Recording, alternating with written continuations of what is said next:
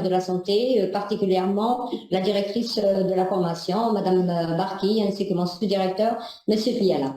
Donc, c'est un plaisir de me retrouver aussi aujourd'hui parmi vous pour l'ouverture de cette session de formation. L'intitulé, vous le savez déjà, c'est la gestion des complications liées au cancer et au traitement anti-cancer. Et ça, c'est la première partie. Dans le courrier, nous allons ajouter une deuxième thématique qui est les principes thérapeutiques et les parcours des soins en oncologie médicale. Donc, je vous remercie tous quand vous êtes ici présents. Je remercie l'équipe de l'INP de prendre en charge cette formation, ainsi que le professeur Atif ici présent. Donc, elle se fera aussi un plaisir de vous présenter la fiche technique de cette journée. Donc, je vous remercie et au plaisir de vous retrouver. Merci. Merci. Bonjour tout le monde. Honorable assistance, je me présente avant de commencer. Je suis professeur Ratif qui exerce au Centre Pierre et Marie Curie au service d'oncologie médicale. Alors, je vais vous parler de deux thématiques aujourd'hui. La première est la gestion des complications liées au cancer et au traitement anti-cancer. Cette présentation sera suivie d'un débat. Si vous avez des questions ou des commentaires à faire. Et dans un deuxième temps, on va passer à une deuxième communication qui est intitulée « Les principes thérapeutiques et parcours de soins en oncologie médicale ». Pourquoi avoir choisi ces deux thèmes? C'est parce que ça touche de près les médecins généralistes qui, dans la plupart des cas, paniquent devant tout patient présentant un cancer. Et là, c'est juste pour vous éclaircir certains points et vous apporter quelques notes ou renseignements supplémentaires pour permettre de bien cerner le problème. Alors, on va commencer par une introduction. Il faut savoir que les néoplasies humaines constituent des maladies qui varient par leur fréquence, le cycle, l'extension anatomique, la pathologie, l'évolution clinique, le pronostic et leur aptitude à être opérées ou à répondre aux autres traitements comme la radiothérapie, la chimiothérapie, l'hormonothérapie et maintenant l'immunothérapie qui commence à se faire dans nos services d'oncologie médicale depuis environ 3 à 4 mois.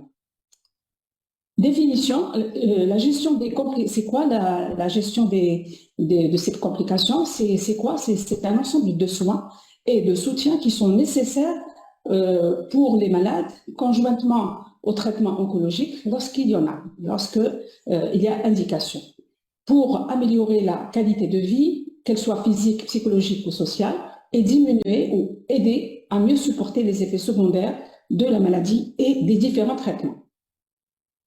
Alors, il faut savoir que les buts de ces traitements, qu'il s'agisse de chirurgie, de radiothérapie, de chimiothérapie, sont malheureusement impactent la qualité de vie des patients et affectent celle-ci parce qu'il existe des effets secondaires potentiels de ces traitements. C'est le prix à payer pour guérir, malheureusement. La plupart de ces effets, il faut savoir qu'ils sont réversibles et quantifiables.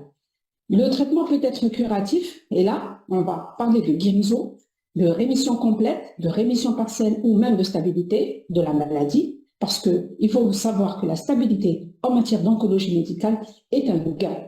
C'est quelque chose qui est très important dans les formes très très avancées ou des formes métastatiques. Si on stabilise la maladie, pour nous, on a agi. Le palliatif, par contre, permet d'assurer une qualité de vie aussi bonne que possible pour un temps aussi long que possible. Le cancer est effrayant. Les patients perçoivent qu'ils sont sans aide et qu'ils ne peuvent rien faire pour combattre le processus seul. Et là, le médecin généraliste devra intervenir de façon à améliorer son bien-être, ses symptômes et diminuer les risques de complications. Et il y a des recommandations qui vont être attribuées à ce patient pour faire face en prenant un rôle actif dans la prise en charge de la maladie. Plusieurs symptômes sont communs à la plupart des néoplasies, en particulier quand elles sont diffuses. La douleur, la cachexie, nausées, vomissements, infections méritent d'être pris en charge et ceci grâce à une correction symptomatique qui doit être instaurées. Les variations dans les méthodes du traitement exigent une approche collective avec les médecins généralistes et la prise en charge de tous les problèmes des traitements du cancer. On ne va pas omettre les problèmes psychologiques, très très importants, parce qu'il y a souvent une intrication de ces troubles psychologiques comme l'anxiété, la dépression, les insomnies, qui nécessitent un effort relationnel particulier, aidé par la prescription symptomatique des traitements. Bien sûr, cette vision globale du patient permet de trouver un interlocuteur à qui on peut confier cette angoisse, cette impuissance et même discuter les espérances du patient. Un des rôles majeurs du médecin généraliste est d'écouter et d'être attentif à la détresse psychologique du patient, puisque toute dépression nécessitera la mise en route d'un traitement antidépressif et pour l'anxiété, aider les malades par des somnifères ou des tranquillisants, à ne pas hésiter à prescrire. Alors, le traitement des symptômes généraux, comme l'anorexie, l'amaigrissement, il y a des conseils à donner aux malades, des conseils diététiques, puisque là, on va conseiller aux malades de prendre des petits repas fractionnés. Le volume sera plus important le matin plutôt que le soir. On peut donner des stimulants de l'appétit, s'il n'y a pas de contre-indications, notamment des corticoïdes, et apporter un apport calorique supplémentaire. Bien sûr, il va falloir lutter contre la dénutrition post-chimio intensive ou chirurgicale. Alors, j'ouvre une petite parenthèse ici pour parler de l'apport calorique. Généralement, les généralistes, peut-être pas tous, mais parce qu'ils sont mal informés, ont tendance à prescrire aux patients des complexes vitaminiques. Alors, j'ouvre une petite parenthèse pour vous dire que les vitamines ne sont pas conseillées dans le cancer. Pourquoi?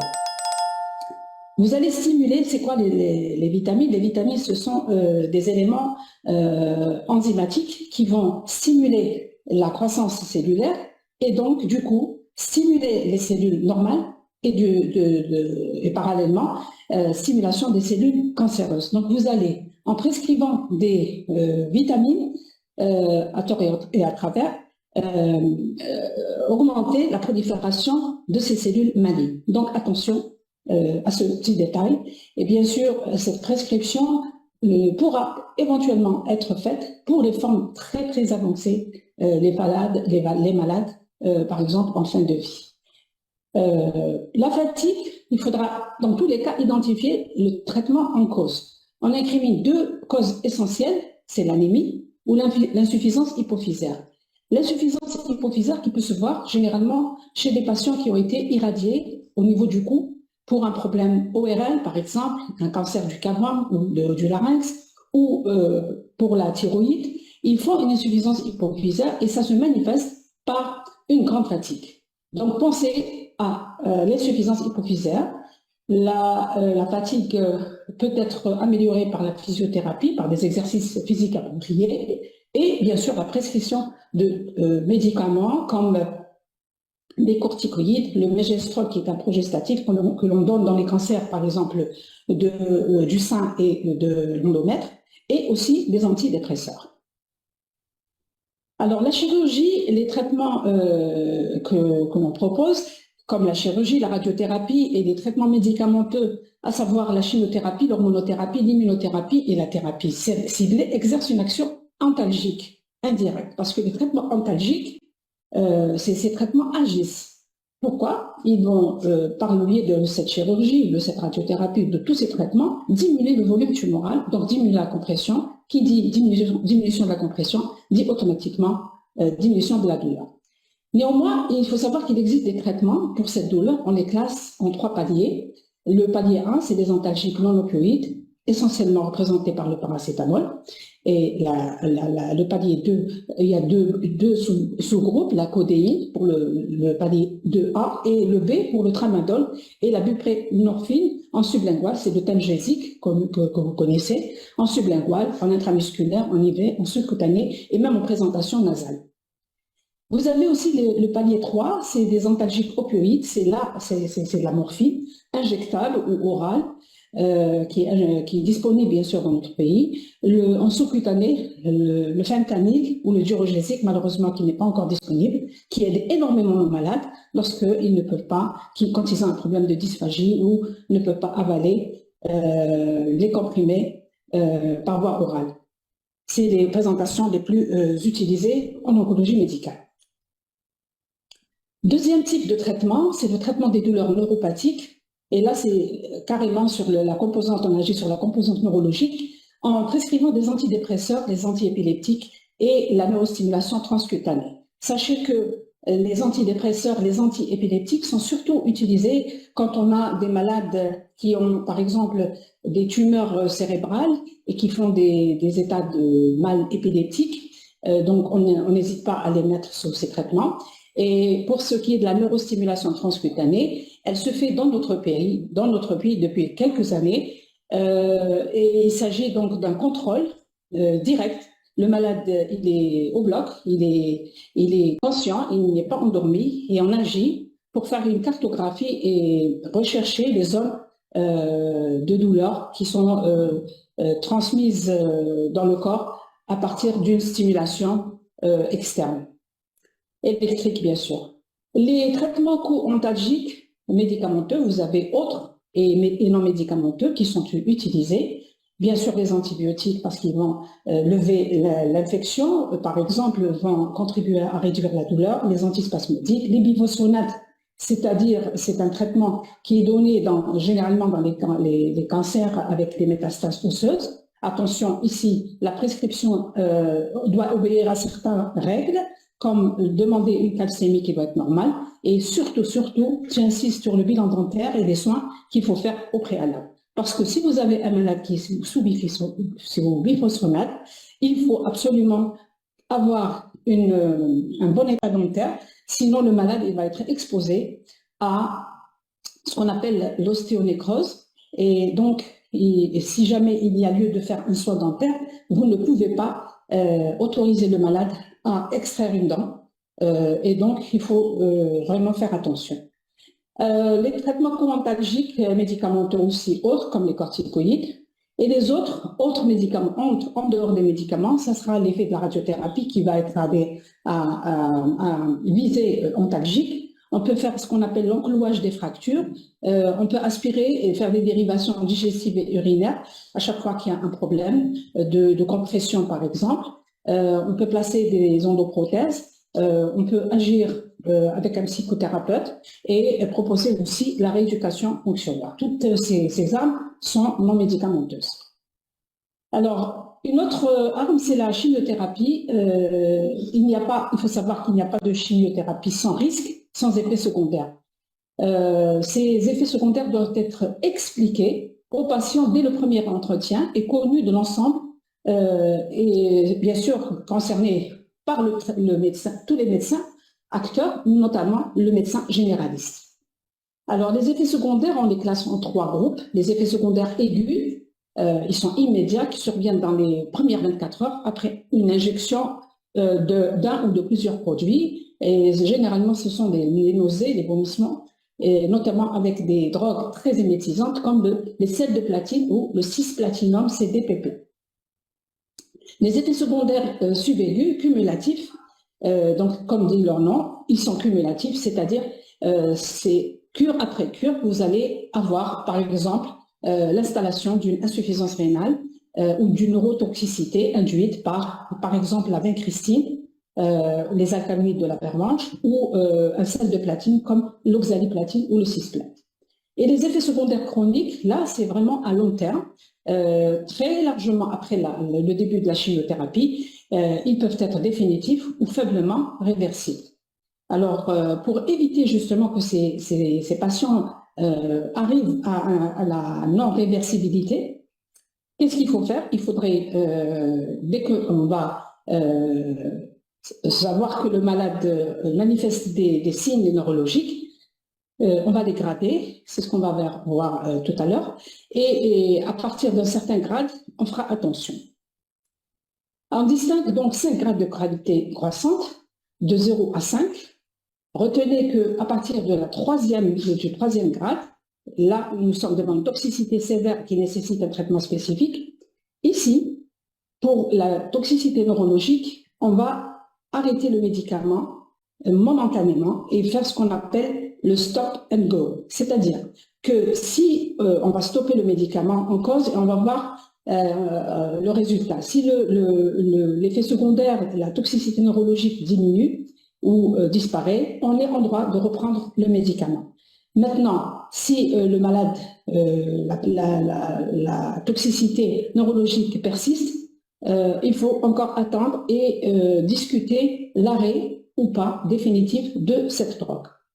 Maintenant, si on est au stade 4, vous êtes déjà à un stade où le pronostic vital est mis en jeu.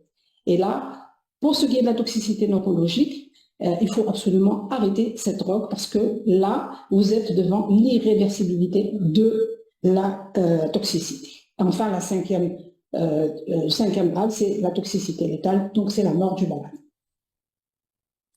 Alors, la toxicité hématologique est très, très importante à discuter avec les médecins généralistes. Il faut savoir que cette toxicité est la plus constante et la plus grave. Et le risque, c'est très, très important, c'est le risque de septicémie. Alors, la septicémie, c'est notre problème. La surveillance doit être habituellement faite par une formule numération sanguine complète avec un taux de plaquettes, c'est ce qu'on appelle l'hémogramme complet. Et ça va engendrer une myélotoxicité. Elle est variable en fonction des molécules et de la posologie. Donc, la toxicité de la moelle induite par cette chimiothérapie dépendra des molécules. Il y a des molécules qui sont peu aplasiantes, d'autres très aplasiantes. Et si on incrimine plusieurs, on associe plusieurs drogues à la fois, bien entendu, la myélotoxicité est plus aggravée. Et donc, le plus important, c'est de connaître ces molécules associées.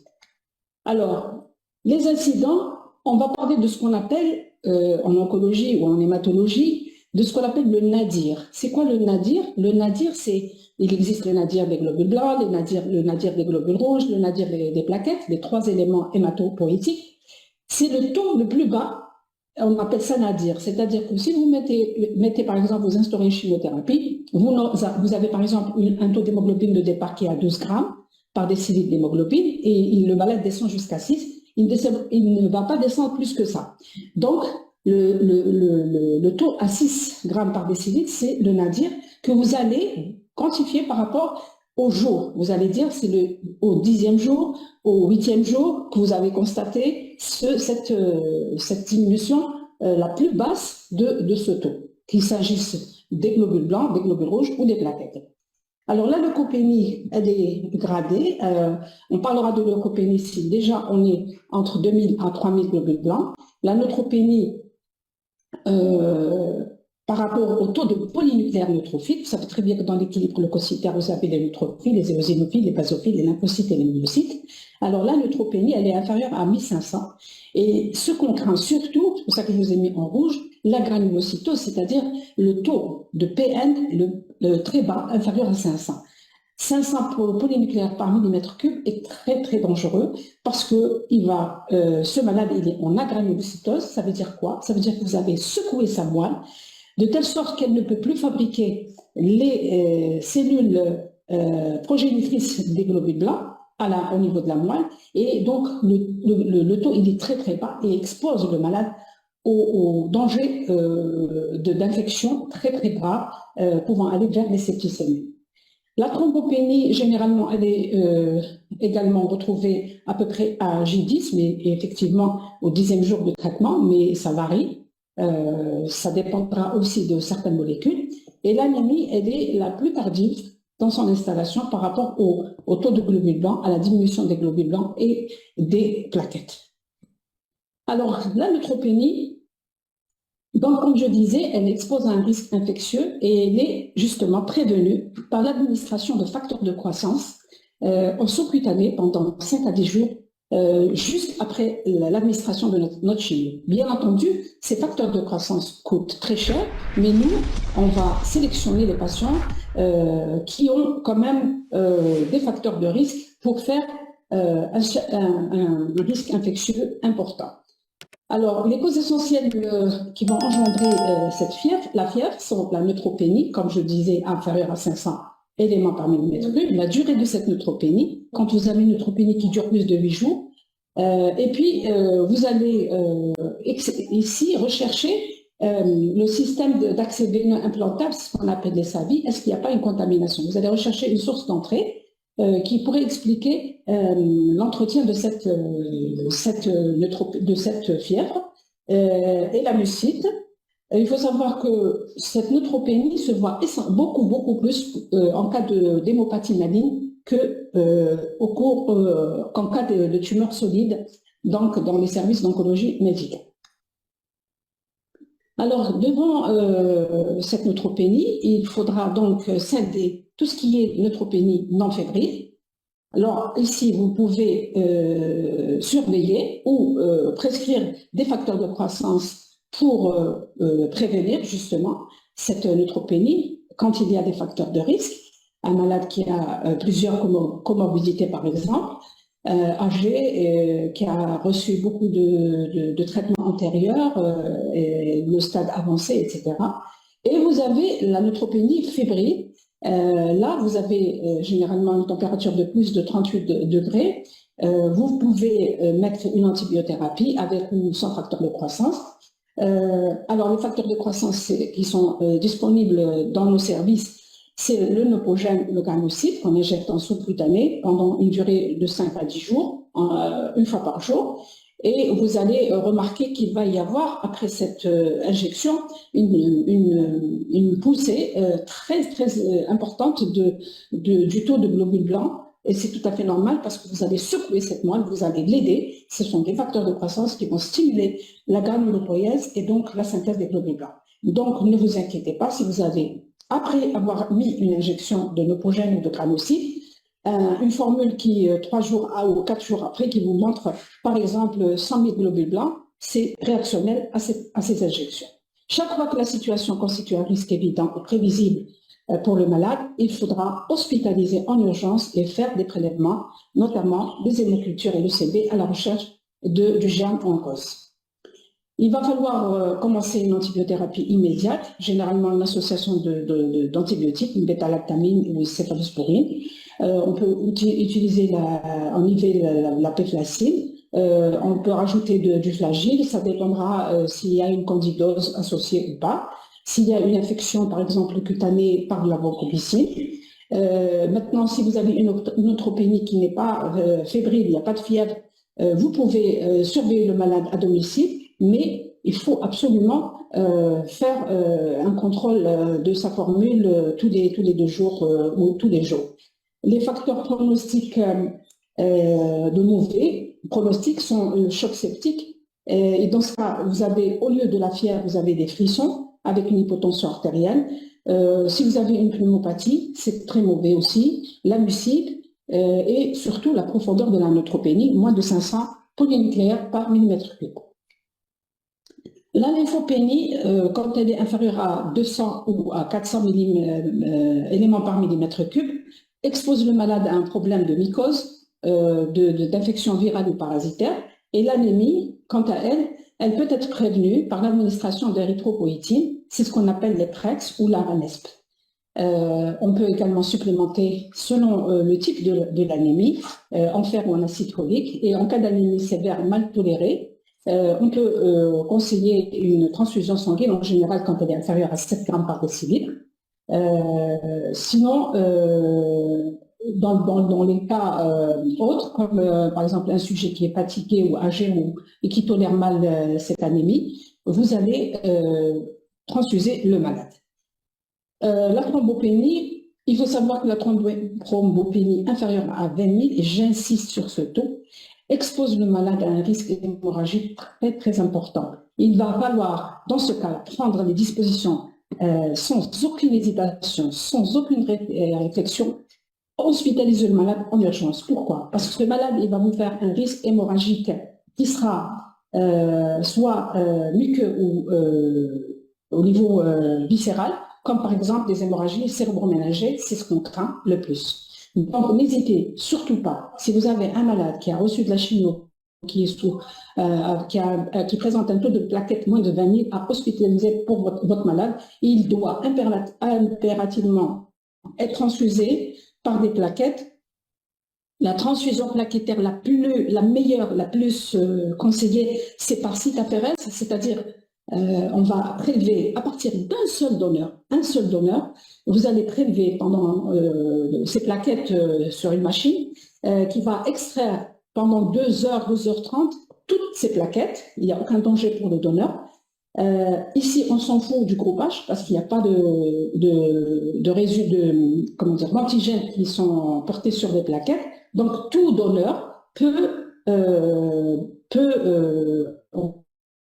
on peut extraire ces plaquettes, quel que soit le groupe. Même s'il y a une différence de groupe sanguin, on s'en fout, il peut être un donneur. Alors, cette transfusion plaquettaire par site aphérèse ne se fait malheureusement pas partout, elle se fait dans des centres, les grands centres hospitaliers de transfusion ou de elle est conseillée par rapport aux concentrés plaquettaires. Là, c'est l'inverse. Les concentrés plaquettaires ou les culots plaquettaires, c'est en fait, on les retire à partir de plusieurs donneurs, ce qu'on appelle les poules de donneurs, et là, on peut transfuser ces plaquettes. La corticothérapie en prévention, que vous allez mettre si le taux de plaquettes est supérieur à 25 000, et j'insiste ici parce que beaucoup d'erreurs se font, notamment pour la prescription de corticoïdes, pour la thrombopénie. Sachez que la corticothérapie ne devra être prescrite que si, en prévention, que si votre taux est compris entre 25 000 et 50 000. Si vous êtes à un taux de 50 000 et plus, pas de corticoïdes, parce que les corticoïdes ont des effets secondaires que vous connaissez non négligeables. Donc, je récapitule, la corticothérapie en prévention, lorsque le taux de plaquettes est entre 25 000 à 50 000. Moins de 25 000, c'est la transfusion, ou 20 000, c'est la transfusion de plaquettes.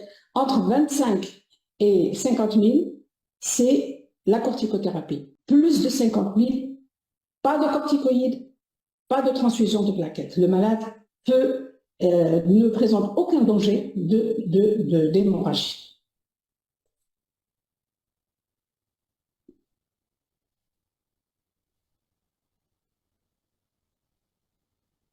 Qu'est-ce qui se passe? Ici, je bloque.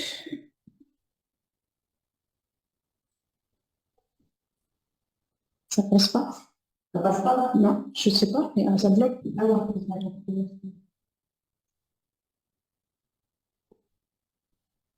ça passe pas.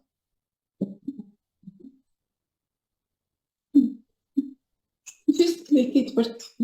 Ça y est, c'est bon. Alors, la toxicité digestive représentée essentiellement par les nausées et vomissements, redoutée par le patient parce que ça l'expose à l'anorexie, aux troubles électrolytiques. Les causes de ces nausées et vomissements sont induites par la stimulation des sécrétions gastro-intestinales et la contraction de l'estomac et de l'œsophage et des muscles du diaphragme et la stimulation des hémorécepteurs gastriques. On classera les nausées et vomissements en plusieurs types. Il y a plusieurs types de nausées et vomissements. Il y a ce qu'on appelle les stades, le type aigu, enfin les nausées et vomissements classés aigus, qui surviennent dans les 24 heures et qui dépendent du médicament et de la dose qui a été établie et qui sont très bien contrôlés par les antiémétiques, type les anti-5-HT3, le cétron, les corticoïdes, le primpéran et l'exomide. Vous pouvez avoir aussi le type de nausées vomissements retardés qui apparaissent après 24 heures, essentiellement quand on donne par exemple le cisplaque à forte dose et qui deviennent difficiles à contrôler. Et là, on va mettre des corticoïdes, on va donner du Zofren, du Kipril, du primpéran, mais aussi on peut agir sur la composante neurologique et le tranxène. Et on a ce qu'on appelle aussi les nausées et vomissements anticipés. On a vu beaucoup de malades arriver, dès qu'ils franchissent le pas dans le service d'hématologie ou d'oncologie médicale, commencent à vomir sans rien recevoir. Et là, c'est la composante psychogène qui est au plafond. Et là, vous êtes obligé d'agir et donc de donner soit des benzodiazépines, des corticoïdes, des anxiolytiques, des sédatifs, du crimperam, du Lexomil, du Troxène, du Valium, des 24-48 heures avant la prochaine cure. Alors, justement, pour éviter que les malades ne fassent des nausées, vomissements retardés qui sont très difficiles à contrôler, si vous avez un malade qui a reçu une cure, il faudra prévenir la prochaine cure et donc faire anticiper et donc donner le traitement benzodiazépine, etc., 48 heures avant la cure, pour justement lui éviter de faire ces nausées et ces vomissements.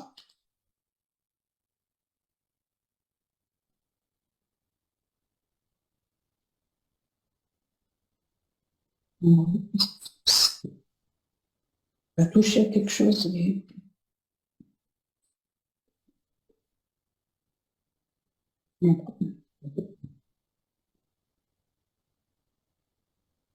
Désolée, il y a un problème, je n'arrive pas à avancer.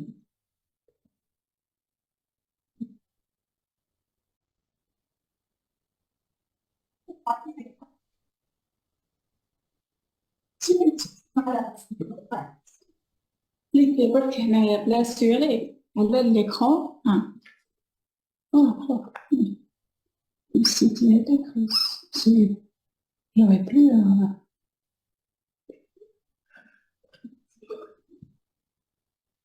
C'est une technique, si ne me dérangeait pas.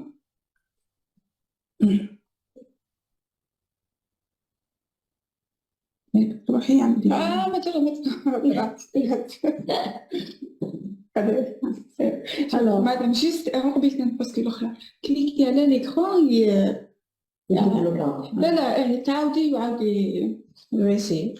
alors les drogues émétisantes, désolé pour ce petit laps de temps retardé pour des raisons techniques. Les drogues émétisantes, nous avons des chimiothérapies qui sont très émétisantes, celles qui sont moyennement émétisantes et peu émétisantes. Je vous épargne de toutes ces drogues.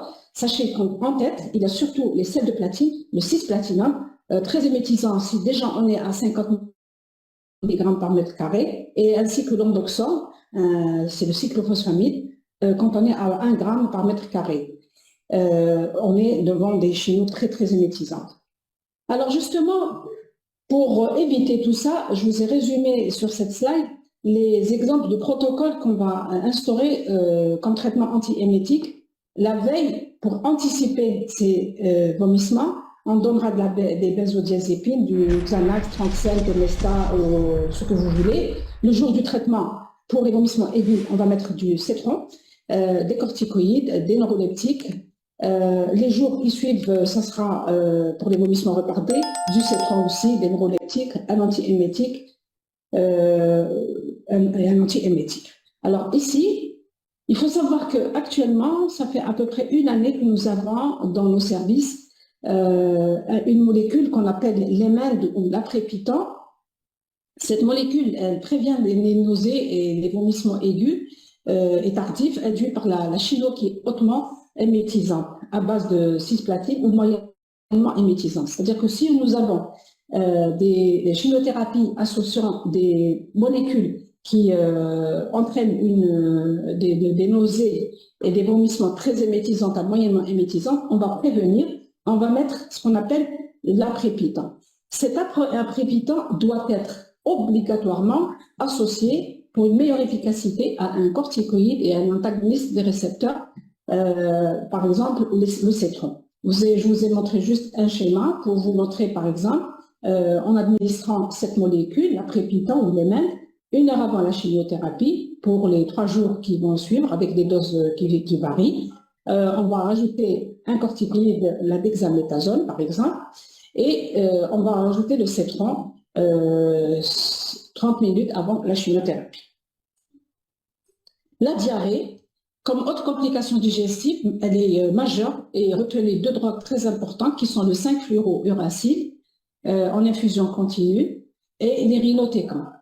Dans ce cas, qu'est-ce qu'il va falloir faire? Bien sûr, il faut agir, traiter symptomatiquement, ne pas hésiter de donner l'imodium, le smecta, les antispasmodiques, réhydrater, réalimenter, une antibiothérapie, équilibre ionique et hospitalisation parfois, qui est nécessaire parce que vous avez un malade qui est déshydraté. Nous, on craint beaucoup les déshydratations. Qui dit déshydratation en oncologie médicale aiguë dit insuffisance rénale. Donc, on a cet enchaînement qu'il faut absolument éviter. La constipation, par contre, elle peut s'accompagner de troubles également électrolytiques et d'un tableau plus ou moins subocclusif. Nous avons des drogues qui donnent ce problème de constipation, notamment les alcaloïdes de la paire blanche, la vincristine, la VLB, la navelpine, les taxanes, le cisplate. Il faut savoir que les antiémétiques aussi, le zofrène, le chytride et les morphiniques donnent justement cette constipation. C'est pour cela qu'il va falloir faire un bon interrogatoire et demander au malade ce qu'il a reçu, du moins est-ce qu'il a reçu du zofrène, est-ce qu'il reçoit qu'il prend du zofrène en comprimé ou du chytride ou des morphiniques. Et là, vous pouvez prescrire ce que vous voulez, un laxatif. On peut aller vers l'aspiration, réhydrater. Attention pour les laxatifs, s'il n'y a pas de contre-indication. Imaginez que vous avez une masse au niveau du côlon qui est obstructive. Vous allez mettre un laxatif fort et qu'est-ce que vous allez déclencher? La perforation et donc l'urgence. Attention, donc ne tombez pas dans ce piège, très très important. Et vous pouvez parfois hospitaliser le malade dans les cas ultimes. Le hoquet, c'est la principale cause la principale cause d'irritation nerveuse à différents niveaux, le phrénique, le pneumogastrique et les fibres sympathiques thoraciques, qu'il s'agisse d'un niveau abdominal, thoracique, laryngé, sus-diaphragmatique ou central. Il n'y a pas de traitement pour le hoquet. Il faut savoir, il n'y a que des moyens mécaniques qui marchent très très bien. Les moyens de grand-mère qui consistent en une stimulation indirecte du fond du pharynx par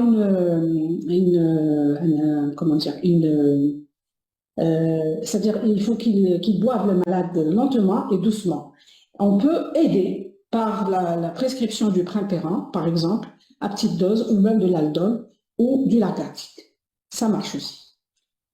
Alors, la toxicité cutanéo-muqueuse, vous avez les mucites, qui est une complication généralement chez l'immunodéprimé, parce qu'il a reçu de la chimiothérapie ou de la radiothérapie. Elle gêne, bien sûr, le fonctionnement souvent c'est-à-dire ça donne une gêne fonctionnelle importante, comme la dysphagie et l'amaigrissement.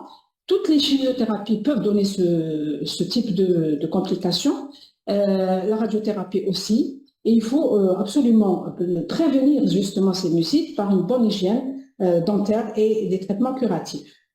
Alors la prévention, le traitement de cette mucite, par la prévention, donc on est obligé de corriger tout ce qui est mis en état de la cavité buccale, donc par des soins dentaires, bain de bouche préventif. Traitement de la mucite, on donnera de la mycostatine, de la phengisone, de la xylocaïne pour réduire la douleur, le fluconazole ou triflucor, par exemple, c'est ce qu'on a l'habitude de faire, pour améliorer cette cavité buccale.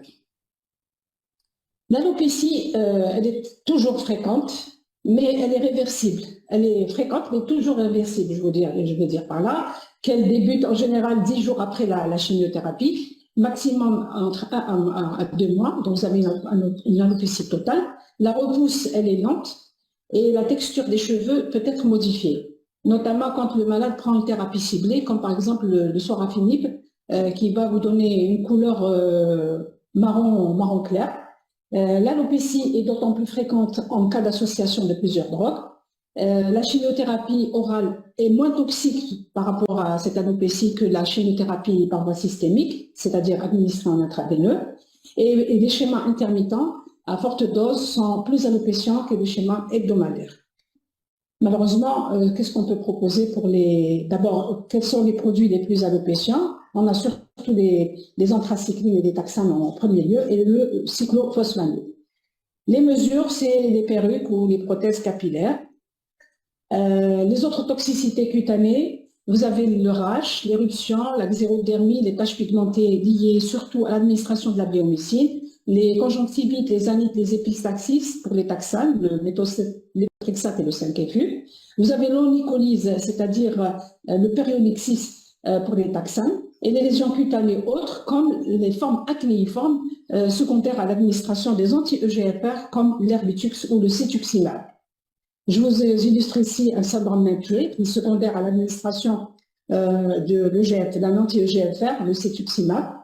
Vous avez ici toujours le syndrome MAIN, vous avez cette irritation, toxicité cutanée ou muqueuse. Ici, vous avez le périonyxis, donc suite à l'administration du taxotere.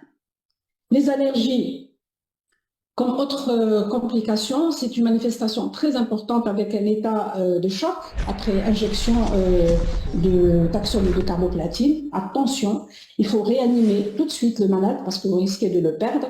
Oxygène, antihistaminique, réhydratation et prémédication. Nous n'avons pas le droit de mettre une taxane sans prémédication au préalable par des corticoïdes. Il faut absolument que le malade prenne au moins dans les 24 heures avant la chimio une corticothérapie. Les toxicités neurologiques, nous avons soit une altération de l'audition, de la vision, des paresthésies, une neuropathie motrice ou une altération des fonctions cognitives et des troubles de la mémoire. Donc, je vous dis que toutes ces toxicités, dans la plupart des cas, sont réversibles, mais dès qu'on arrive au stade de 3, il faut faire attention. Là, vous risquez, à un stade plus élevé, d'avoir une toxicité qui va être irréversible. Alors, les toxicités spécifiques, la cardiotoxicité, il faut savoir que les facteurs de risque, en dehors de la drogue qui va être utilisée, sont l'âge. Les jeunes sont plus touchés, ainsi que les sujets adultes de plus de 70 ans. La radiothérapie thoracique, si le malade a été exposé à des rayons au niveau du thorax. Les associations de molécules de chimiothérapie, l'hypertension artérielle, l'atteinte myocardique préexistante, un malade qui a fait déjà un infarctus ou une insuffisance coronarienne, etc., ou un malade malnutri. Tous ces facteurs augmentent le risque de toxicité cardiaque. Nous avons en fil de chef, chef de file les anthracyclines avec l'adriamycine et l'épirubicine qui donnent une toxicité aiguë, l'insuffisance cardiaque, mais qui est réversible. Exceptionnellement, ça peut être des troubles du rythme ventriculaire. Nous avons ce qu'on appelle la dose cumulative qui est dose dépendante. Elle va être calculée. Nous sommes à jusqu'à 600 mg par mètre carré pour l'adriamycine et à 1 g par mètre carré pour l'épirubicine. Si nous atteignons cette dose, il ne faudra plus jamais que le malade reçoive cette molécule. Sinon, vous allez tuer le malade. Le mode d'administration, il faut éviter que cette administration soit toxique. Il faudra en même temps l'associer pour être efficace. Alors, on conseille de faire des injections hebdomadaires à faible dose, des intervalles sur 24 heures, avec des injections matinales de 4 heures. Et là, par des études, il a été démontré que c'était mieux. Administrer comme ça, c'était meilleur que si on administrait, par exemple, tous les jours où on ne respectait pas l'intervalle des 24 heures, ou on injectait le soir, par exemple. Dans tous les cas, la prévention reste la meilleure surveillance. L'échocardio va être essentiel et il faudra absolument arrêter le traitement si vous avez une fraction d'éjection systolique ventriculaire gauche inférieure à 45%. Ça, c'est impératif. Donc, notre malade doit être suivi régulièrement par un cardiologue. Deuxième arme dangereuse qui est le 5-fluorouracil qui donne beaucoup plus une insuffisance coronarienne. Ça donne un spasme coronarien et là, rarement, c'est l'insuffisance cardiaque dans sa forme aiguë, globale ou sévère. Mais il faut savoir que le 5-FU, il n'y a pas de dose dépendante et donc on peut rétablir les choses en arrêtant simplement le traitement ou en diminuant les doses. Les autres drogues cardiotoxiques, nous avons les antimétaboliques, en chef de file le méthotrexate, les alcaloïdes de la pervenche, la bléomycine et les taxanes, les poisons du fuseau, c'est ce qu'on appelle le taxol fait partie de ces molécules qui sont réversibles également. Les autres troubles que l'on peut constater, c'est les troubles métaboliques, hépatiques et rénaux. Vous avez notamment une augmentation des transaminases des gamma-GT, de la bilirubine, bien sûr plus de 20 à 30, vous arrêtez, vous n'êtes pas en mesure de mettre votre traitement. La créatinine, là aussi, c'est un très bon indicateur pour la fonction rénale. Il ne faut pas mettre donc instaurer votre traitement, sauf dans le cas où vous allez mettre des produits non néphrotoxiques, avec une bonne réhydratation et une surveillance rigoureuse. Et vous avez bien sûr mieux que la créate, c'est la clairance de la créatinine, ça vous le savez tous. Et si cette clairance est normale, bien sûr vous allez faire votre chimio. Si cette clairance est de 50%, diminuée de 50%, vous allez diminuer votre dose. Et sinon, plus de 75, vous êtes obligé d'arrêter le médicament. Alors, la cystite hémorragique est une complication aussi induite par des drogues qu'on appelle le cyclophosphamide et l'ifosfamide à haute dose. Ça fait très, très, très mal. C'est une inflammation de la vessie et en même temps, il y a de l'hémorragie. On donne des antalgiques majeurs, parfois de la morphine. On va transfuser des plaquettes en cas de thrombopénie pour maintenir un taux supérieur à 50 000. On va hydrater et on va mettre ce qu'on appelle, pour prévenir tout ça, le Mesna. C'est quoi le Mesna? C'est un neuroprotecteur. On l'utilise quand on met des chimios comme le cyclo et l'ifo parce que c'est des doses très très importantes qu'on les donne généralement dans certains types de cancers comme dans les sarcomes et les ostéosarcomes, les tumeurs osseuses malignes. On peut faire aussi le lavage vésical parce qu'on peut avoir des obstructions par des caillots de sang, d'accord? Donc pour désobstruer les urètres. Et puis on peut donner proposer d'autres traitements que nous personnellement on n'utilise pas. Moi je l'utilise pas et même dans les habitudes du service on n'est jamais arrivé à ce stade pour faire la formolisation, l'embolisation, la cystostomie. On se contente de faire le lavage vésical avec une très bonne hydratation et bien sûr couvrir le malade pour éviter tout ça par du mesna. Le syndrome de Lise tumorale que beaucoup de médecins généralistes et même de spécialistes ignorent, c'est quoi ce syndrome? C'est très important de le connaître parce que il est la conséquence de la destruction massive de cellules tumorales par des chimiothérapies intensives lorsqu'on a des masses tumorales importantes et quand vous avez des taux de LDH, lactodéshydrogénase très élevés. Et généralement, c'est surtout au cours des hémopathies malignes. Ça s'accompagne d'une hypercalémie, d'une hyperphosphatémie, d'une hypocalcémie secondaire, d'une acidose et d'une hyperuricémie et qui va engendrer une insuffisance rénale aiguë avec une anurie. Dans ces cas, ce syndrome de Lise, comment vous allez le traiter? C'est faire une hyperhydratation, ne pas hésiter à mettre des diurétiques, alcaliniser les urines avec du bicarbonate puisque vous avez une acidose, des hypocalcémies, on donne de l'allopurinol à 10 mg par kilo par jour.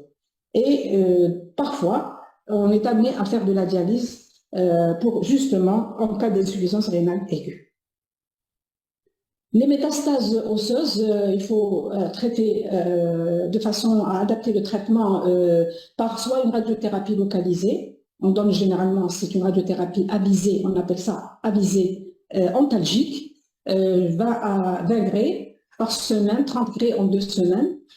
Si on a une menace de fracture, vous avez un petit calme, vous avez un trait de fracture, vous allez consolider par une prothèse et vous allez, bien sûr, ça sera par la chirurgie, qui mettra des clous ou autre chose, et vous allez rajouter de la radiothérapie au post-opératoire. L'hormonothérapie, si vous êtes devant un cancer hormonodépendant, vous avez par exemple le cas d'un cancer de la prostate avec des métastases, n'hésitez pas c'est-à-dire il faut savoir que l'hormonothérapie peut améliorer ces métastases osseuses, de même que pour le cancer du sein. Et vous avez aussi la chimiothérapie qui peut agir sur ces métastases, des biphosphonates, je vous en ai parlé tout à l'heure. C'est des médicaments qui agissent comme anti-ostéoclastiques c'est-à-dire permettre une bonne consolidation de l'os, à condition d'avoir une calcémie correcte. En cas de compression médulaire, vous pouvez mettre soit une corticothérapie à haute dose, en attendant d'orienter votre malade pour la chirurgie, pour une tentative de ce qu'on appelle une laminectomie ou de la radiothérapie oncologique. Donc, vous êtes en droit de proposer une corticothérapie, bien sûr, avec tout ce qui est comme traitement adjuvant associé. Alors, les autres accidents qui concernent les accès veineux implantables, bien sûr, tout ce qui marche avec les sites, les aiguilles, les infuseurs, les pompes, etc. Vous avez soit le risque de la thrombose. Alors, ce risque de thrombose nécessite une hospitalisation pour un traitement anticoagulant. En cas d'infection, il faut absolument d'abord l'éviter parce qu'il faut préconiser une asepsie rigoureuse. Et puis, en cas de déplacement, par exemple de l'aiguille, vous êtes obligé de la retirer et de replacer une autre pour éviter ce qu'on appelle l'extravasation. L'extravasation, c'est tout simplement du médicament, un médicament qui passe en dehors, en sous-cutané, il passe en dehors, il sort de la veine pour aller se déverser en sous-cutané et ça fait très très mal. Et ça suit généralement, ça se suit par une nécrose qu'il faut absolument éviter, surtout quand on injecte des produits comme l'anthracycline. Les anthracyclines entraînent une nécrose très invalidante qui nécessite parfois des greffes de peau. Vous avez aussi la rupture ou la désinsertion du cathéter.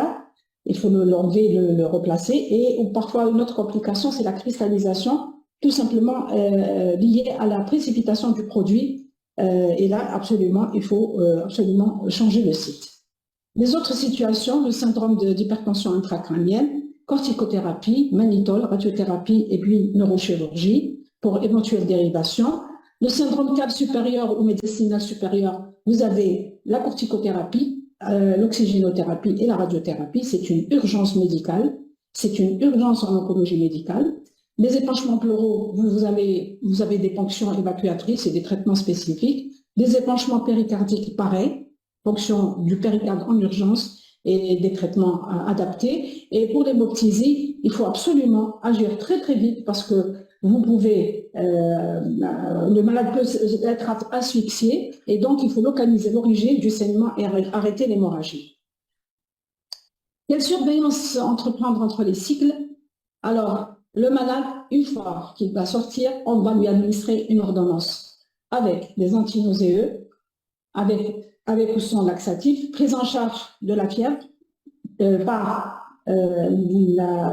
c'est-à-dire le malade doit faire la formule, ça c'est très important, antibiotiques à large spectre en cas de fièvre et un bilan biologique avant le prochain cycle de chimiothérapie. Comment surveiller à chaque cycle? À chaque cycle, quand le malade arrive, vous devez faire un interrogatoire. Comment s'est passé l'intercure? Entre les cures, qu'est-ce qu'il y a eu? Qu'est-ce qu'il y a eu? L'état général, est-ce qu'il se plaint d'asthénie, d'anorexie? Est-ce qu'il est autonome? Est-ce qu'il dépend d'une tierce personne? Est-ce qu'il y a eu des nausées, vomissements? Il faut les grader, le transit, constipation, diarrhée. Est-ce qu'il y a eu de la fièvre? Surveillance après chaque cycle, à chaque cycle. Clinique, alopécie, lucie, poids, fièvre, neurologie, état neurologique, dispositif veineux, est-ce que le cathé il est en place? Est-ce qu'il n'est pas infecté? Est-ce qu'il ne s'est pas déplacé? La biologie, formule, plaquette, donc hémogramme complet, ionogramme, bilan hépatique et bilan rénal. Alors, juste avant de terminer, il est important que je vous parle de ce qu'on appelle l'index d'activité ou le performance statut ou l'indice de Karnowski, très important qui permet de coter un malade et de dire est-ce que ce malade est capable de recevoir de la chimio ou pas. Activité normale pour 0, symptomatique pour 1, sujet alité de moins de 50% du temps 2, 3, sujet alité plus de 50% du temps, 4 sujets alité en permanence. Nous, en tant qu'oncologues médicaux et hématologues, nous arrivons au stade, au grade 2. Si au-delà de 2, on est au 3 ou 4, la chimiothérapie, dans la plupart des cas, ne peut pas être prescrite, sauf si on mousse le malade, on mousse le malade et on lui donne des traitements pour le refaire remonter au stade 2. Mais sachez qu'au stade 3 et 4, nous sommes devant le palliatif.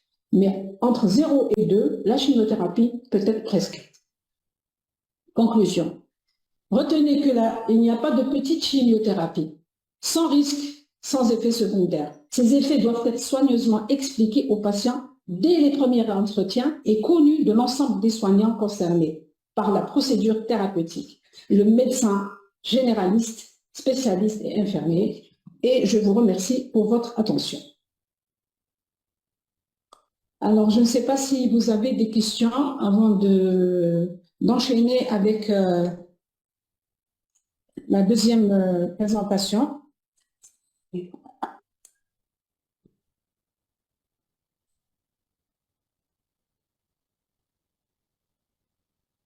Est-ce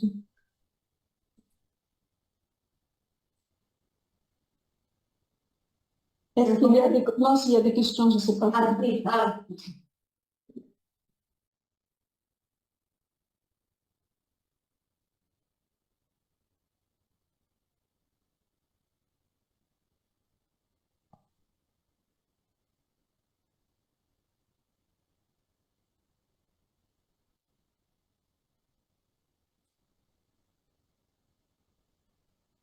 Il y a des questions.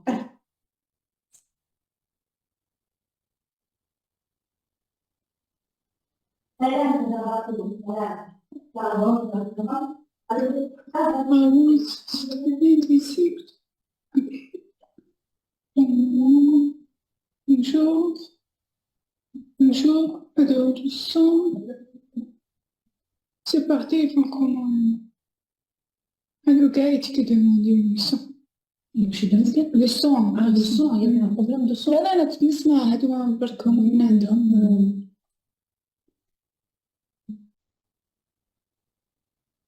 Bonjour, mesdames. Pour l'instant, on va poser des questions. Je demande à l'audience de me poser s'il y a des questions. Je suis là pour vous répondre. Si vous avez des commentaires que vous voulez que je fasse ou comme vous voulez, je suis à votre disposition. Les temps, les bateaux, Il y a une deuxième communication. هذيك اللي فتحناها. Oui, bien sûr. Ce sera moins long. Voilà, ok. On va pas durer le débat. Ouais.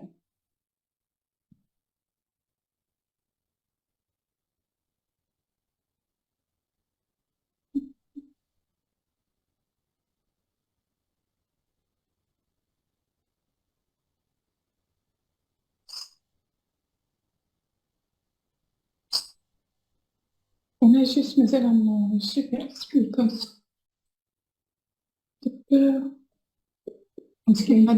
Oui. Merci beaucoup. Excellente présentation. Tant mieux. Merci. Donc, tu as تخلي les questions تاع les deux Il présentations. n'y a pas de souci, je vais leur dire. Les temps les poser. Parce que peut-être non, il y a personne qui va partir ou là, au moins, vous leur proposer, après on verra, c'est tout. Il n'y a pas de souci. Bravo, madame m'a posé aucune question, alors Très bien.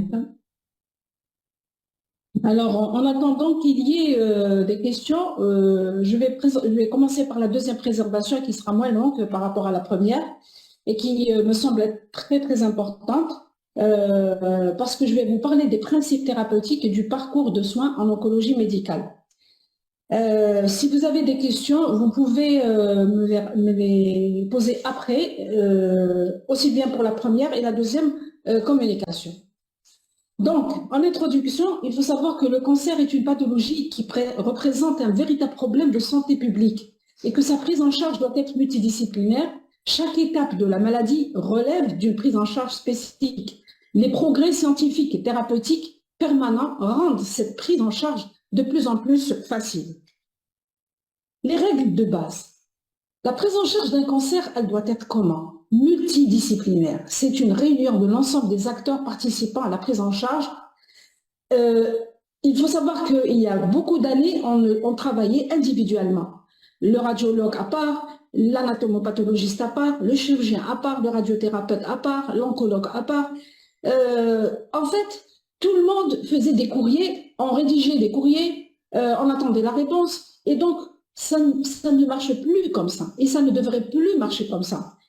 Il faut qu'il y ait ce qu'on appelle cette réunion. On se réunit chaque semaine dans une salle et on est plusieurs pour discuter d'un cas ou des cas posant un problème.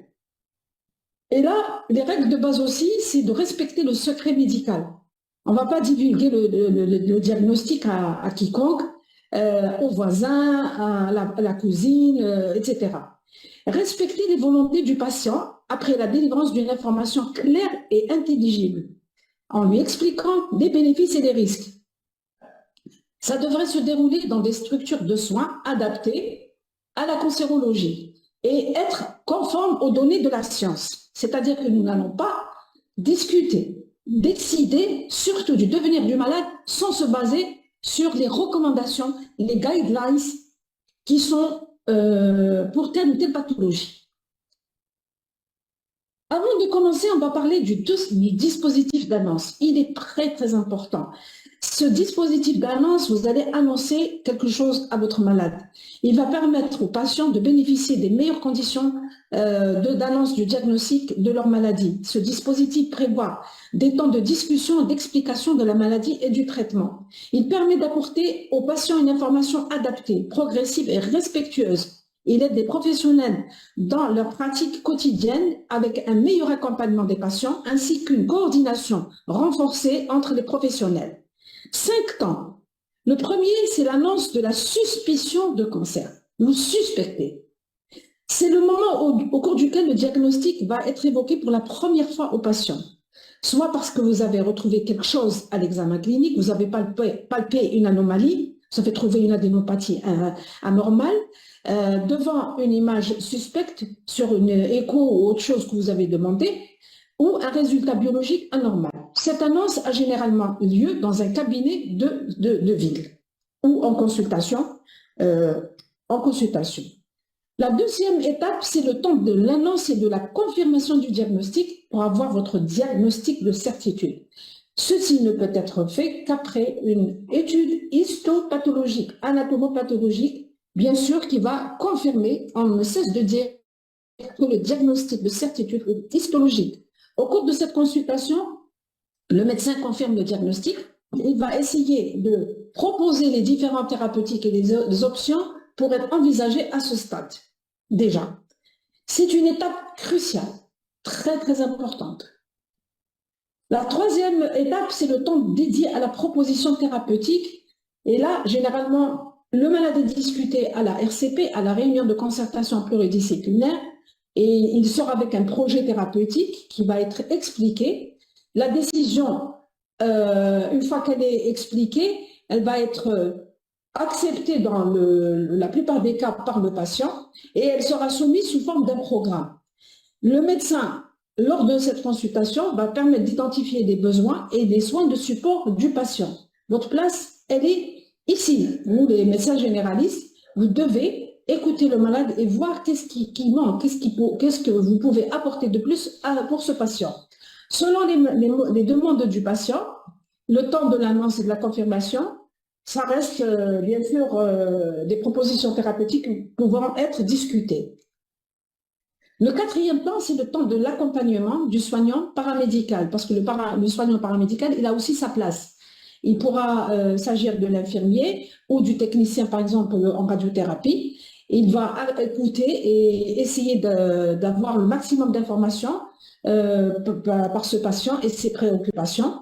Et il va informer donc le patient en soins de support s'il y a lieu de les mettre et orienter le malade au niveau des établissements de santé compétents. La cinquième étape, c'est la consultation de synthèse. C'est pour avoir une continuité et une qualité de soins, il est indispensable que le médecin traitant relative aux soins et à la proposition thérapeutique. Il reste un interlocuteur privilégié Le dispositif s'appuie sur un cycle de travail de coordination entre les différents professionnels. Le médecin reformule, commente et répond aux interrogations éventuelles. Alors, la réunion de concertation pluridisciplinaire, on en a parlé, je passe. Le programme, les traitements, nous avons les différentes armes, la chirurgie, la radiothérapie, l'hormonothérapie, les thérapies moléculaires ciblées et l'immunothérapie. Les traitements, ça peut être un traitement néoadjuvant, c'est-à-dire qu'on va commencer par instaurer un traitement au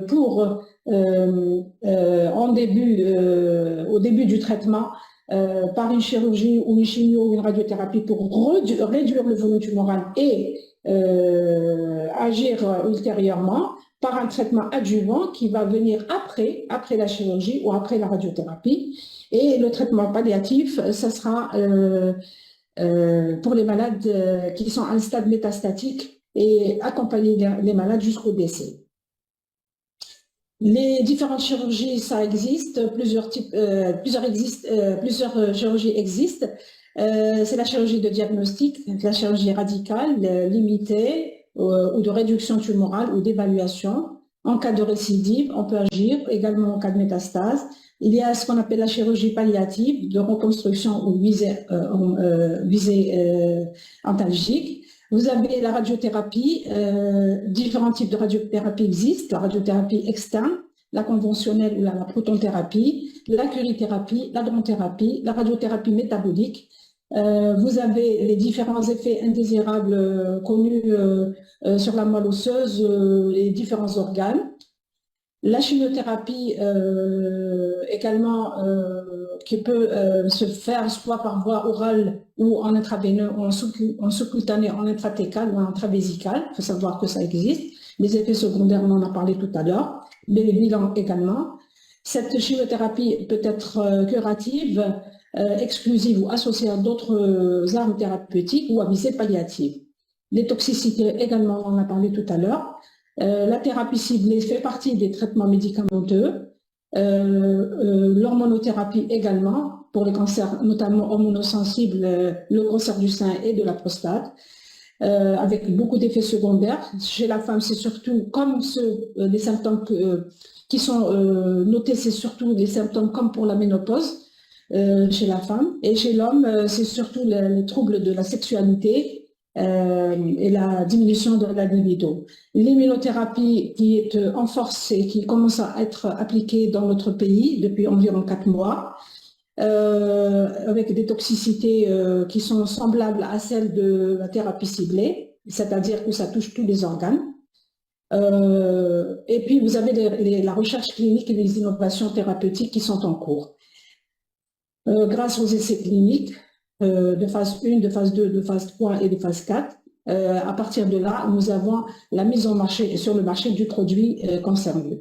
Et enfin, on a les soins de support oncologique pour diminuer les effets secondaires, pour apporter une meilleure qualité de vie. On en a parlé tout à l'heure. En conclusion, donc, voyez le dispositif de l'annonce du diagnostic, du programme, des soins de support, des traitements qui vont être faits au cours de la réunion de concertation pluridisciplinaire. Et je vous remercie pour votre attention. J'étais obligée de faire vite parce que je suis bousculée par le temps. Le temps qui m'a été réservé, donc je l'ai utilisé. Ceci dit, si vous avez des questions, veuillez m'en faire part, comme ça je vais répondre avant de clôturer.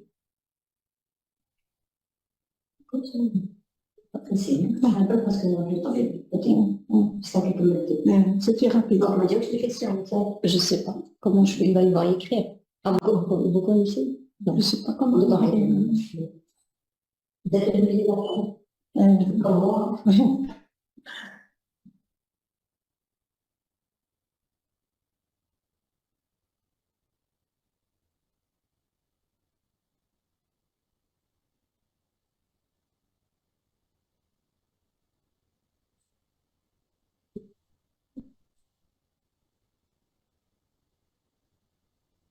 C'est très spécifique que vous faites. Jamais.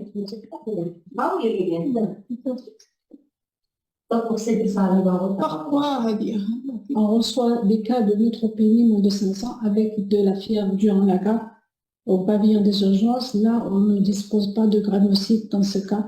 Est-ce que l'introduction de ces facteurs de croissance peut attendre jusqu'au lendemain? Oui, je peux répondre.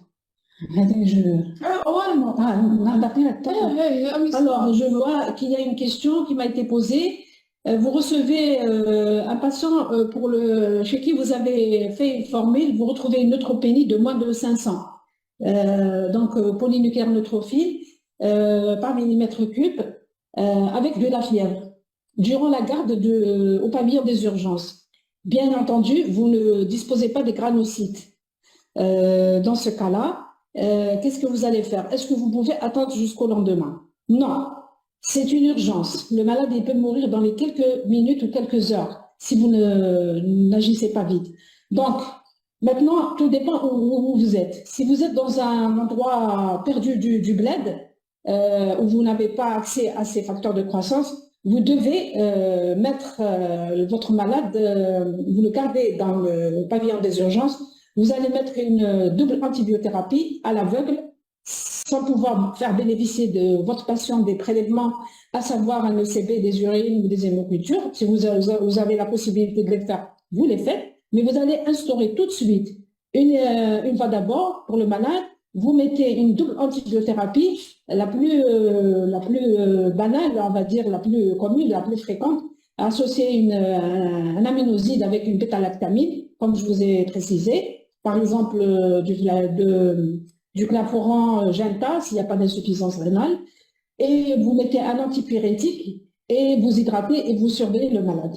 Le temps de lui débrouiller les facteurs de croissance. Parce que le malade il va avoir du mal à récupérer, étant donné que ce sont des PN moins de 500. Ceci dit, les 500, c'est 500 éléments par millimètre cube. Donc, vous devez calculer. Parfois, vous avez une formule qui ne vous donne que des pourcentages. Ne tenez pas compte du pourcentage. Vous faites les calculs par rapport au taux de globules blancs et vous multipliez votre pourcentage. Si vous n'avez pas le nombre exact de polynucléaires par millimètre cube, vous calculez par rapport à votre pourcentage. Vous prenez le pourcentage, vous le multipliez par le taux de globules blancs et vous divisez par 100. Vous aurez la valeur exacte de vos polynucléaires neutrophils.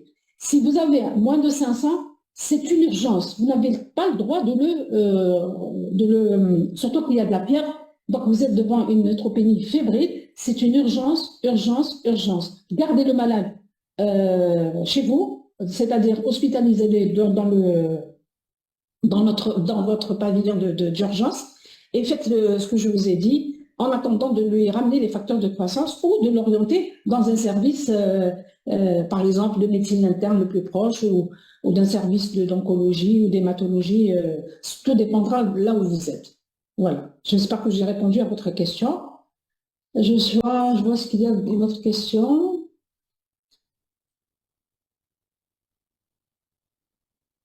Alors, une autre question, pour les patients présentant des tumeurs cérébrales œdématogènes, quel traitement instaurer et quel schéma? Alors ça, c'est un travail, ça devrait être, c'est une urgence. Une tumeur cérébrale œdématogène, le malade il va vous faire un syndrome d'HIC. L'hypertension intracrânienne, c'est sûr et certain. Bien sûr, il faut absolument prendre une voie d'abord chez ce patient. Si vous avez la possibilité de mettre sous mannitol, vous mettez le mannitol, vous mettez une corticothérapie, il faudrait que vous ayez la preuve que c'est une tumeur cérébrale, d'abord. Si c'est le cas, vous mettez une voie, ne pas trop remplir votre malade, juste pour avoir la voie, mettre du mannitol, parce que le mannitol, il va diminuer l'œdème, vous mettez de la corticothérapie, et ensuite, vous essayez de lever l'urgence. S'il fait des crises d'épilepsie, un anti-épileptique, vous avez le droit de le mettre, il n'y a aucun souci, du Tegretol si vous voulez. Ensuite, vous allez envoyer votre malade chez son médecin traiteur, l'oncologue, ou proposer même d'emblée la radiothérapie. La radiothérapie, elle a un effet justement anti-œdème, c'est ça. Donc, la radiothérapie, elle peut être proposée également. En dehors du traitement spécifique de la tumeur cérébrale, c'est-à-dire la chimiothérapie. Généralement, c'est de la radiochimiothérapie concomitante. C'est l'association des deux. Le malade, il reçoit sa chimiothérapie Péros ou en IV le matin, il descend faire sa séance de radiothérapie, la radiothérapie, et on donne le traitement spécifique oncologique qu'on appelle le T-modal ou un autre protocole de chimiothérapie par voie systémique. Le T-modal se donne en comprimé et l'association de chimio, tout dépendra du type de tumeur cérébrale. Donc, je récapitule, un malade qui a une tumeur cérébrale œdématogène, prendre une voie d'abord, mettre du mannitol, des corticoïdes, un anti-épileptique pour éviter qu'il nous fasse une crise et confier le malade soit en oncologie, soit en radiothérapie. Et éventuellement, c'est l'oncologue ou le radiothérapeute qui vont décider s'il y a lieu d'agir chirurgicalement et de faire une dérivation. Donc, tout dépend des cas et tout dépend du type de la tumeur. Alors, est-ce qu'il y a une autre question? Bon, je pense que c'est tout ce qu'il y a comme question.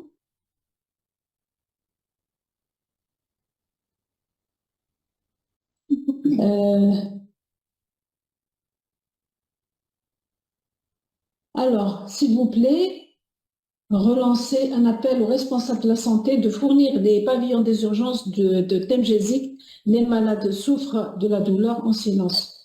Oui, ça c'est la vie de tous les jours, hein. Il faudrait effectivement lancer cet appel aux responsables de la santé. On va essayer de faire bouger les choses par rapport à ça. Mais sachez que même nous, dans les services hautement spécialisés, parfois nous manquons de Temgesic. Mais on peut agir autrement en faisant des cocktails. C'est vrai que ça n'arrange pas trop les choses. Vous avez le droit de lancer cet appel et on va essayer de faire passer ce message. C'est vrai que les malades souffrent en silence, c'est vrai. Mais il faut que ça change aussi. Vous avez raison de soulever ce problème.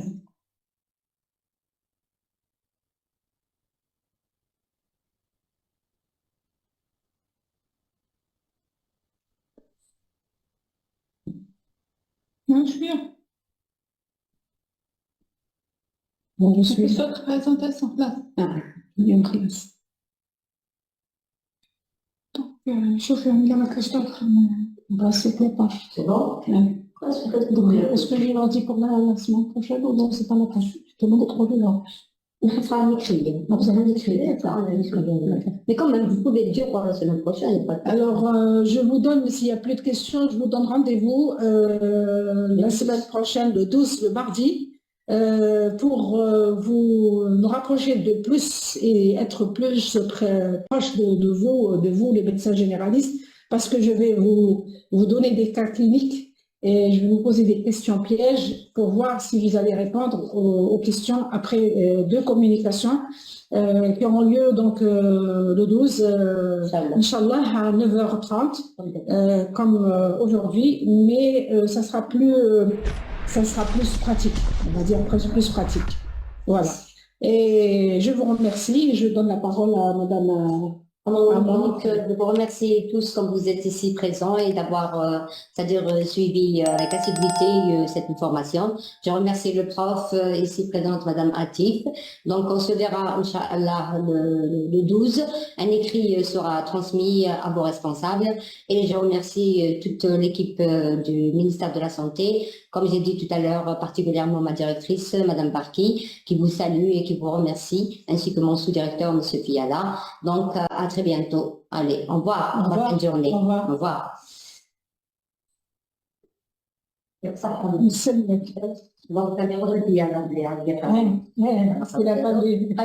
un problème, donc il va faire le nécessaire pour le temps. Ok, donc il a la fiche, c'est le terrain. Avec les touches, c'est intitulé pour les assistants. Merci beaucoup. Plaisir. Vous allez partir comme en métro des filles. Oui. Ok. Moi, je fais de l'instruction. Maintenant, je fais le médecin. C'est moi. Hein? C'est moi. Ah, année.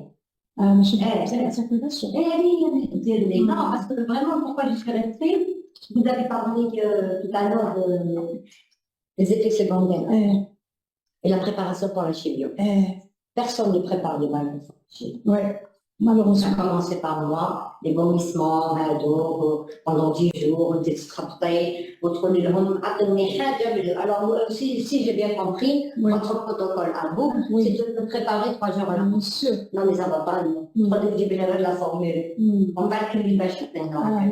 Je sais. Tu sais, Maintenant, c'est plus que ça. non, moi, je ne parle pas de dialogue de s'acheter. Moi, je parle Bien sûr, connaissance de cause. c'est-à-dire, il n'y a que le malade qui peut se permettre de critiquer comme il se doit. Tout à fait. Voilà. Quand on voit que lui, il est nature. Ce n'est pas un truc sophistiqué. Donc même le médecin lui-même ne peut pas sentir la douleur du malade.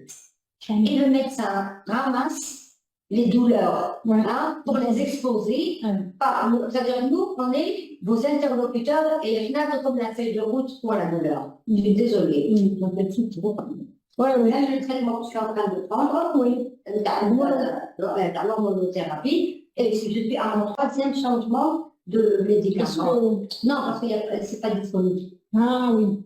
C'est pas disponible déterminement. Arimidex, on met de on met de nitrosoladex, ou maintenant je suis à un autre. Parce que la nitrosoladex à Constantine, ça baisse. Alors, avec les petites nouvelles, c'est notre localité, comme j'hésite au dito. Non, le centre soi-disant spécialisé, mais comme j'hésite. Exactement. Il n'y a pas. Mais quel choix n'est pas disponible? Le sublingual, la cache. Le sublingual, la cache. Je suis de la voie de la cache. Les malades qui ne peuvent pas avaler, je sais pas. Soit les patchs, la cache, soit